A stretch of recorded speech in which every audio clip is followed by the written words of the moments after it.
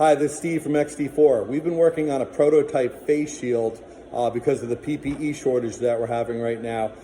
We've come up with a very simple, easy to build, inexpensive face shield. So we've got a polycarb face, we've got a PVC spacer, we've got some foam tape up against your forehead, and we've got an adjustable strap on the back. Very easy to make and assemble. We're doing this on our multicam CNC. It's taking about 5 minutes to make this whole thing. And the cost, I would say, is about $8 each. So we're hoping that some other CNC manufacturers will want to jump in and make these. We're donating these, we're not selling them.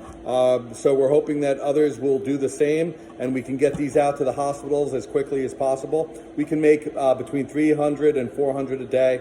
So if you can help out, let us know. I will get you cut files immediately and we will start making these. Thank you very much for your time.